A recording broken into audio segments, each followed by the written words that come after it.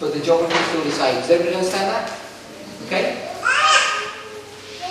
Then there's more engagement, and Lysimachus and Seleucus engage in warfare with one another, and Seleucus is the winner of that fight. So he gets Greece, Turkey, Babylon and Syria, while Ptolemy still has Egypt. And all of this history occurs between verse 4 and verse 5. Okay, so we have the four kings, Ptolemy, Cassander, Lysimachus, Seleucus, and they have these four territories: Egypt, Greece, Turkey, Babylon, Syria. Okay, Lysimachus and Cassander fight a war together. Lysimachus is the winner of that fight, so he gets that territory. So in the second stage, you have Ptolemy has Egypt. So Ptolemy has Egypt. Lysimachus has Greece and Turkey. Seleucus has Babylon and Syria. Then Lysimachus and Seleucus fight together, and then Seleucus wins that fight, so he takes all of this territory. So you end up in this third stage here, or the fourth stage. You have this situation where you have two kings. You have Ptolemy, who is ruling Egypt, and you have Seleucus, who is ruling this territory of Turkey, Babylon and Syria. Okay?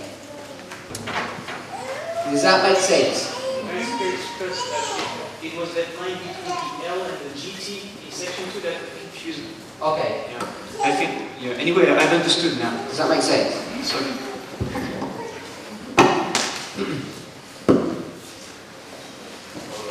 I'm keeping this simple. There is some complexity in that, and when you do some of your own research, you'll see that there are some minor differences that you might come through, but conceptually, it's in agreement with what I've done, and I'm aware of some minor, which might appear to be inconsistencies, but I'm just trying to keep it simple. So, I'm just trying to show you how you get a king of the north and the king of the south. Okay? I do have the dates of those battles, but I'll probably give them over lunch or something, because people might get bogged down in that. So I've got most of the dates for all of that engagement. So I'm going to erase all of this. And I just want to highlight this point. Remember when we said that the whole point of Daniel 11 and the history that's given is because it's the engagement of these nations in reference to God's people. Yeah? This idea comes up over and over again that from the perspective of the scriptures and prophecy, if this was Jerusalem and this is the world, it really is that kind of understanding that Jerusalem is regarded as being the centre of the world. Okay, so everything's regarded from the point of view of Jerusalem or Israel. Okay? And so when it talks about the king of the north and the king of the south, the reason it uses that terminology is because this power is south of Israel, and this power is north of Israel. So that's why you can use the terminology, the king of the south and the king of the north, because they're north and south of Israel. And that's from geography. That's straightforward, yeah? Okay. So let's erase all of that. So now we're in verse 5.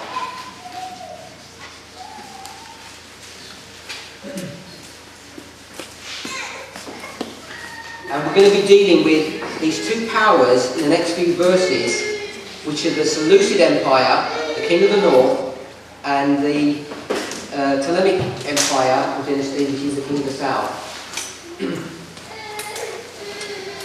In case you didn't notice it, I'm sure there's some people who have. You'll notice that when I said Greece split into two, and I had the king of the north and the king of the south. Remember that in this corner here? And I said that the king of the south was Egypt. And you notice I said the king of the north was Syria. Okay? And that might throw some people because prophetically we would be thinking that the king of the north is actually Babylon.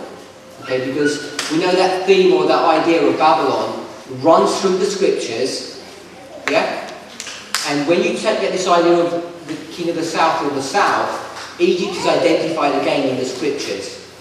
It's identified both in the book of Revelation and in the book of Daniel. And Babylon, literal Babylon is mentioned in the book of Daniel, and spiritual Babylon is mentioned in the book of Revelation, but Syria isn't. Does everybody pick up that point? Or maybe some people didn't. The reason I mentioned Syria is because the Grecian Empire, its centre of authority was based in Syria. But when Seleucus, with that chart that I just drew there of the four generals, when he had Seleucus and he had the territory of Syria and Babylon, Babylon is the first territory that he held on to. That was the first territory that he held, and then he took Syria as well. So that's why, from a prophetic point of view, we should be thinking about it being the king of the north is prophetically Babylon, but historically the warfare was centred around Syria. Is that? In case you've got concern about that, I hope that puts that to bed and settles that. Okay. Verse 5. So now we're going to be getting into kind of the history of this, and hope we don't get too bogged down in this history. So, verse 5 is dealing. The time frame for this is 323 to 280 BC. They're the dates.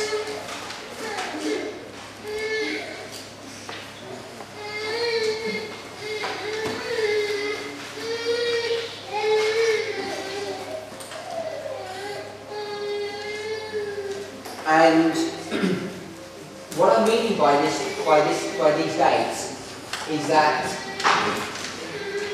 by 323 was when Alexander the Great died. We pick that up in verse 3, in verse 4, sorry.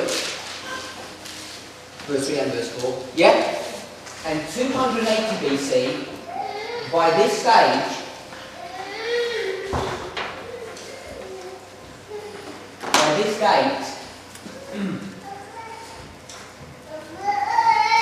we have two kingdoms. The king of the north and the king of the south. So in verse 5, we've already reached into this time frame where we've got the two kings. Does everybody understand that? So when we did that chart down at the bottom, and we went from 4 kings to 2, by the time you get to 2 kings, that date is 280 BC. The starting point we have 2 kingdoms. It's actually 281. Sorry. 281. 281 is from which grade? Okay, I'll do this. I'll do. Yeah. So we have 1, 2, 3, 4 kingdoms. Then these two go into 1 kingdom. So we have 1, 2, 3 kingdoms. Then these two go into 1 kingdom, and we have 1 and 2.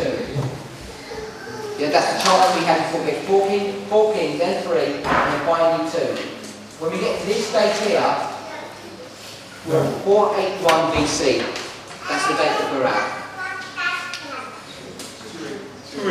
281, sorry. Yeah, 281. So 281 is the beginning of the reign of those 2 kingdoms. 281 is, yes, when you've got to the stage where this battle between these 2 kings, Lysimachus and Seleucus, occurs in 281. When this king is killed, he's killed in 281, and then you've only got 2 kings left.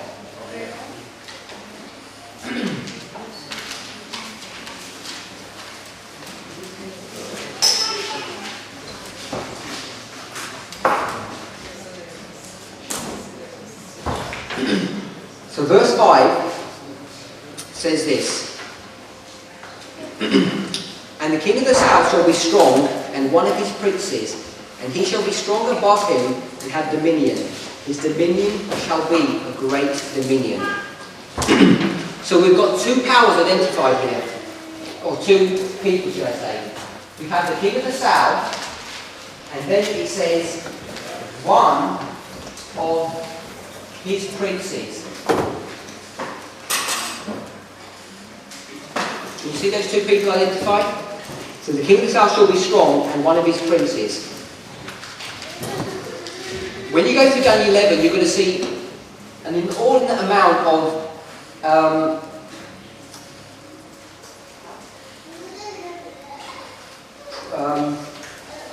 pronouns. So you're going to get this term he and him coming up over and over again, he and him. And we have to distinguish who the him and the he is, whether it's the king of the south or the king of the north. And sometimes it's not that straightforward to do that. So it's critical to get that correct so you can get your history correct. But that's going to come up over and over again. And it comes up in this verse because it says one of his princes. So you have to ask yourself the question, who is the his? Who is the his? So from my understanding, this his here is the king of the south.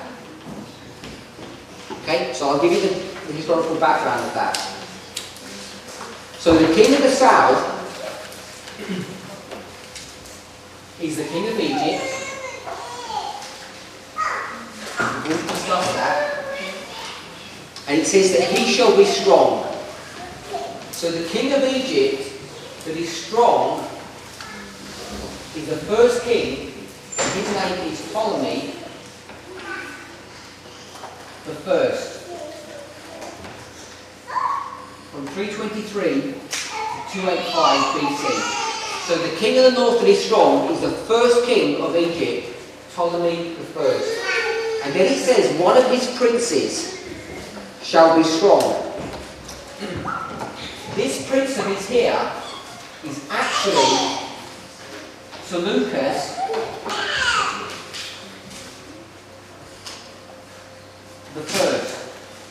And that Seleucus was the Seleucus that was one of the 4 generals of Alexander that we spoke about. And it's in the intricacies and details of all of this that we need to get to grips with. Are the scriptures correct or not? Now Seleucus originally, we said, was ruling Babylon and Syria, yeah? We saw that he was owning Babylon. But when he was owning Babylon, there was a warfare between him and another general, and he lost his kingdom. He lost the kingdom of Babylon for a short period of time. And when he lost the kingdom of Babylon, he actually went to be one of the generals of the king of the south of Ptolemy. So he fled to Egypt and was one of the generals in the army under Ptolemy. And so as a general in the army of Ptolemy, he then went to fight back again with the general who had overtaken the kingdom of Babylon, and he won back his kingdom. So when it says here that one of his princes, it's actually one of the king of the south princes, who was actually Seleucus. So that's why he says he's one of the princes. And in the second part of the verse, it says, and he shall be strong above him. Everybody see that? In your book it says, he shall be strong above him.